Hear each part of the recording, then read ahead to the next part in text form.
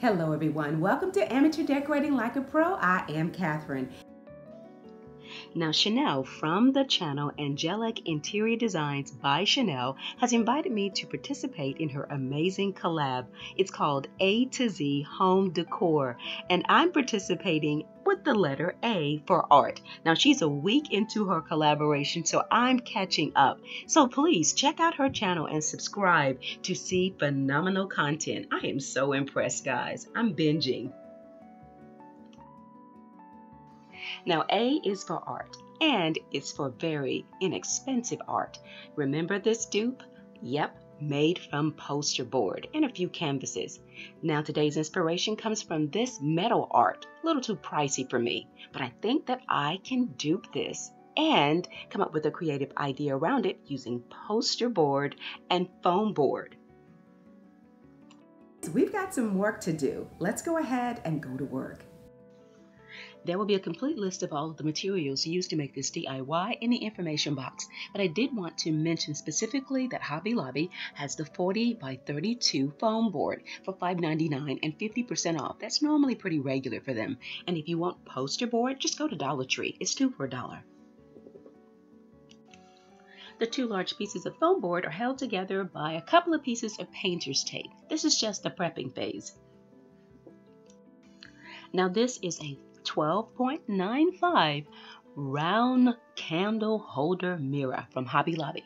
They have them for about $9.99, but every other week they are 50% off. Now there is a mark in the center of the 2 boards where they meet together. There's also a tiny mark in the center of that mirror. I think the area above our bed can handle artwork up to maybe 42 inches, but this is going to be around 41. So starting at the center of the 2 boards where they meet, I'm measuring out 20 inches on both sides. So then from that center dot where the 2 boards meet, I drew 20-inch lines all the way around. Basically, it started to look like a clock. Now I quickly grabbed a spool of thread, and you know how the thread is anchored on the spool so it doesn't come off? Well, that came in handy. So I held it in the exact same spot with the thread tied to a pencil, and I was able to make a complete circle, hitting those points where I measured out at 20 inches from the center. Say hello to my 40-inch circle. Now keep in mind the 2 boards are being held together with tape underneath. So now I am cutting out my circle using my new x-acto knife. Yes, I needed a new one. I am using duct tape to permanently secure the 2 foam boards together. Now the side with the markings, this is the side where you're going to place your mirror.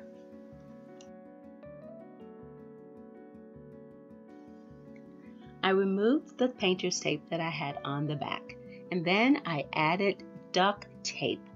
This is the side that will be facing the wall.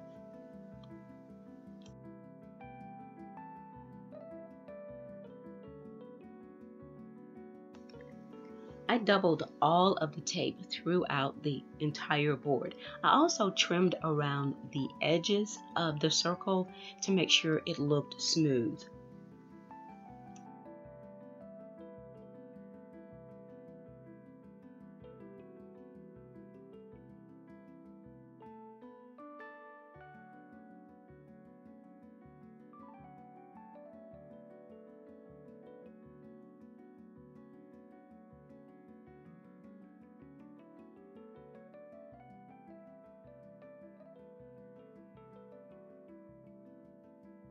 This is the front of the board, and this is the back of the board.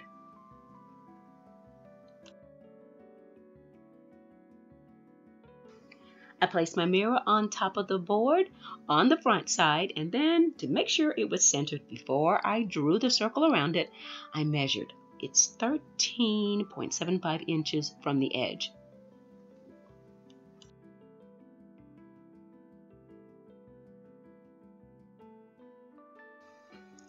Listen, you don't have to do all of this measuring. You may have that eye where you can look at something and tell if it's in the center.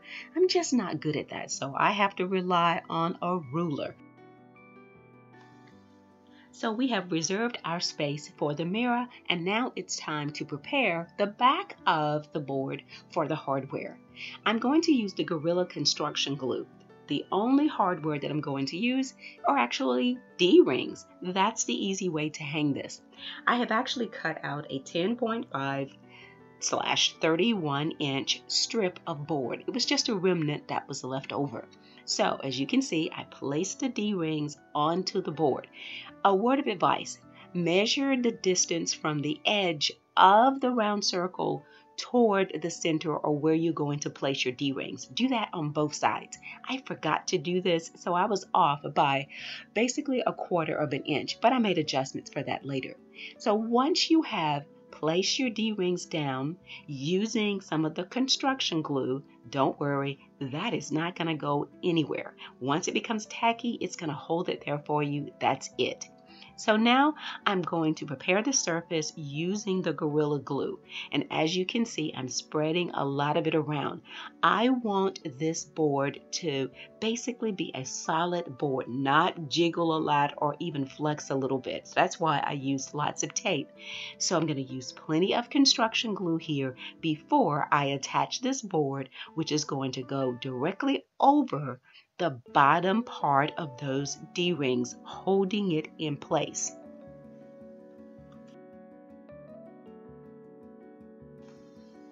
I applied painter's tape to my D-rings to make sure they didn't get in the way while I was working on the mirror portion of the board. And then I also applied more of the duct tape around that little support piece that I put across the back. Now that metal art had small pieces of metal, and it appeared to be maybe 10 rolls of them, and they were cut into small little shapes like a fan. So I decided to mimic that shape as close as possible with my template.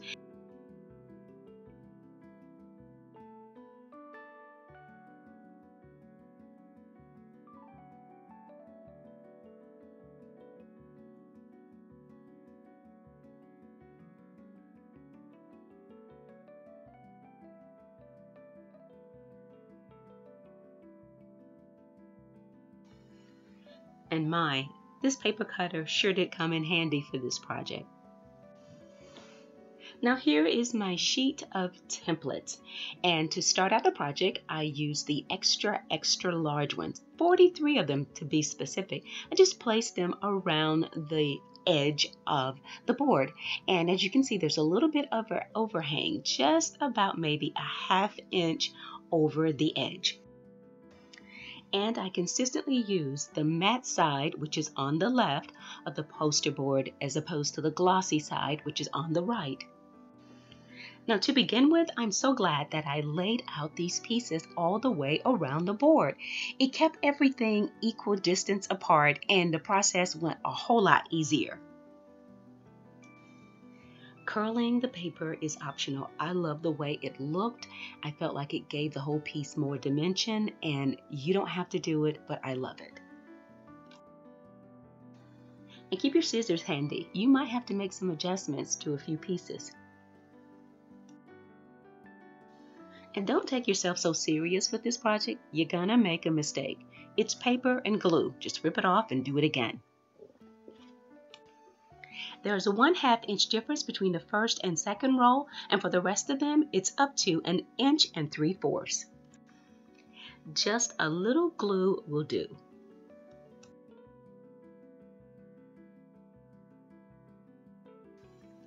Now here's a progression of rows 1 through 10. The second row, the pieces are laid in between the spaces. And the same process for the 3rd, 4th, 5th row, all the way up to row 10. And each row has exactly 43 pieces. Now when you see the template, you'll see why, because each piece gets smaller and smaller and smaller. And there are only 7 different sizes. Now my template represents a project that has to be placed on a 40-inch round board. But if you want to make this project smaller, you can take any of those pieces from the template and make it any size that you want. Well, it's time to spray paint, and the weather is having mercy upon me. So I took a sheet of brown paper, placed it on the back, and now I'm ready to go outside and spray paint. I didn't want to run the chance of crushing the paper, so I used one of my small cake risers. If there is the slightest breeze, I use it to spray paint. It takes the paint evenly across the canvas or whatever it is that I'm painting. I spray painted up and down throughout the entire process, and I turned the can sideways so the paint would get underneath, as if these are like scales on a fish, so you definitely want to get all of those white areas covered. Now, if you would like to do an ombre effect, then start in the very center, angle the can, and then spray outward toward the edge.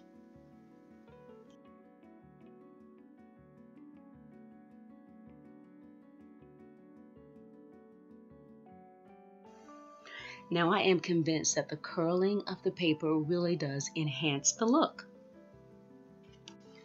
I applied about 4 coats of spray paint. You know, it was so hot outside, it dried in about 15 minutes, and I knew it would really stiffen the paper. I also used my shop vac as well as an old t-shirt to wipe away that gold spray paint pixie dust.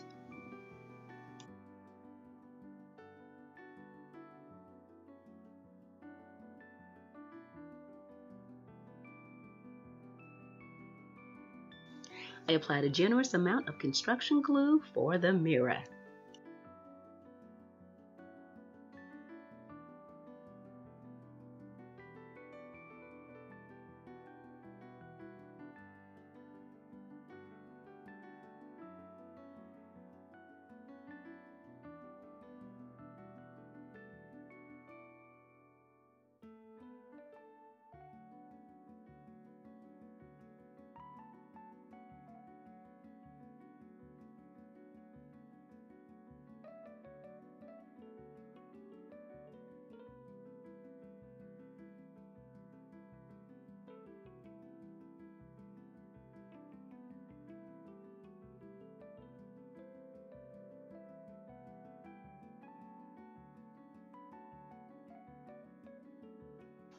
I placed 4 bricks inside of that old t-shirt, and I placed it on top of the mirror until the glue dried. I waited for 48 hours.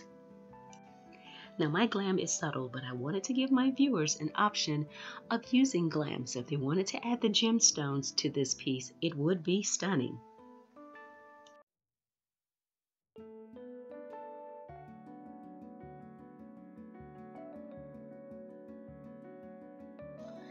And with a filter on my camera, this is how it would look in silver.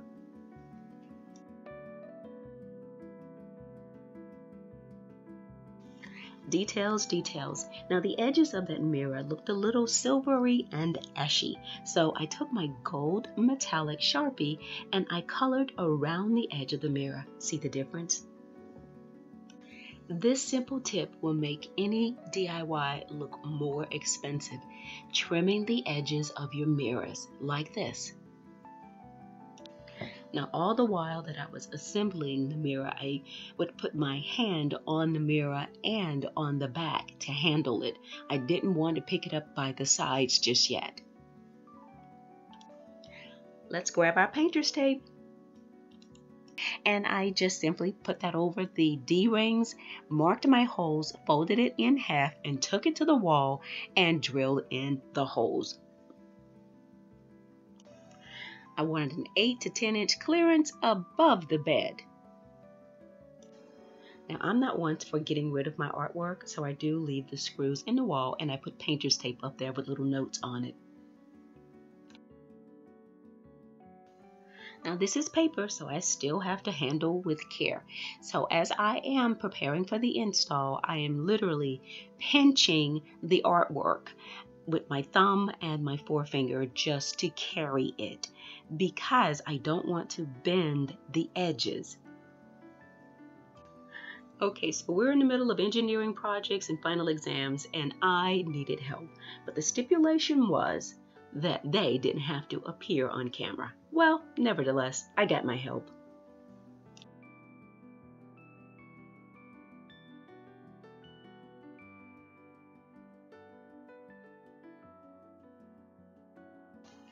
Now, my love for brass and gold has drastically resurfaced.